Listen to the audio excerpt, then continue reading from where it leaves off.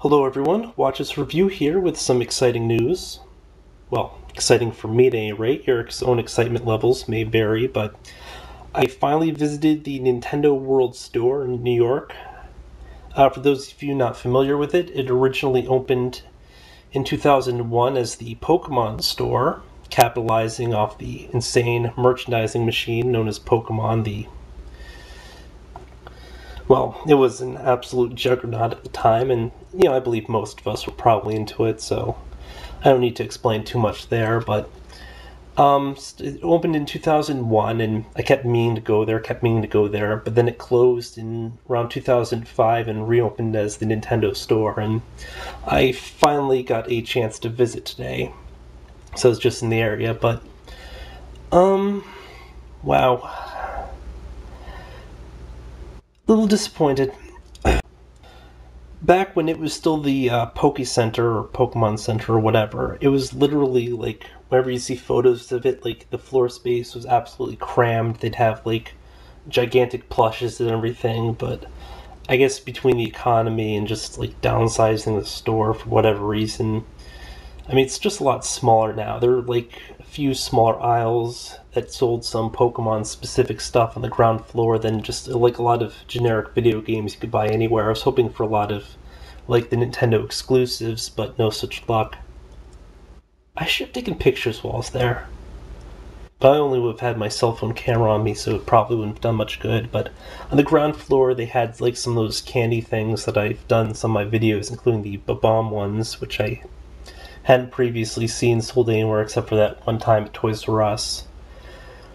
In addition to like this one, it looked like sort of a light-up power block, and then on the upstairs, it had more generic like Nintendo stuff, where it had some like the plushes and crap, and a really cool like it was either a soccer ball or a volleyball chomp, like those chain chomps from the Mario games.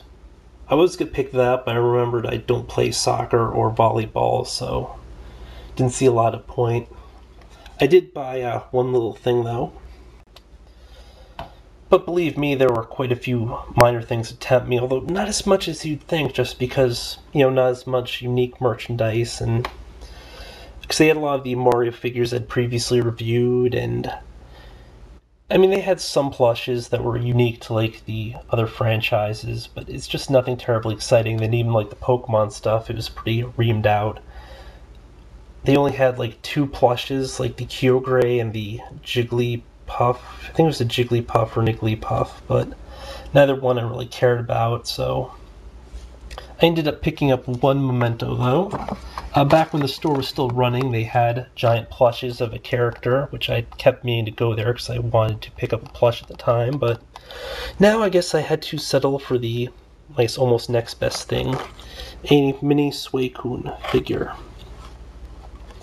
Looks pretty cute. Unfortunately, the lighting in the store is crap, so I didn't see the paint defects. It's got like little bits here and there, but from a distance you would never know.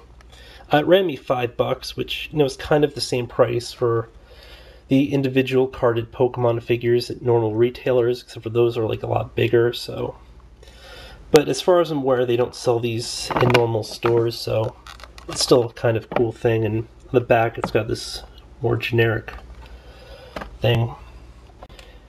The only Suicune figure I had prior to this was a kind of ugly, I think it was like a Tomy one, that I didn't really care for, so, it's pretty cool. Suicune was one of my favorite Pokemon from well, I guess he came out in Gold, Silver, Crystal, and, I just liked something about the look of the character, and it's not coming out of the package. At any rate, his name is slightly different when used in like whatever the Japanese equivalent, Romanji, I think it's called, where instead of being C-U-N-E, it's K-U-N. Supposedly it means something like water monarch, although I think kun is also a suffix they attach to people's names. I don't know why I'm opening this up on camera, but I am. And here we have it out of pack. I mean, it's definitely a pretty nice looking figure. I mean, it's just so damn tiny though. But, pretty happy with it. See, that was just a quick story and look at a figure. Of course, the other whole story is the fact that you get these cool bags when you buy stuff there. So, definitely gonna save that. I mean, it's just as much of a collectible as anything you buy in the store, so. I don't know if anybody else has had like one of those sorts of experiences where you've just been waiting to go to like someplace forever, and then when you actually get there, it's just not something. But I'm still really happy to have gone there, even though. But yeah, until next time.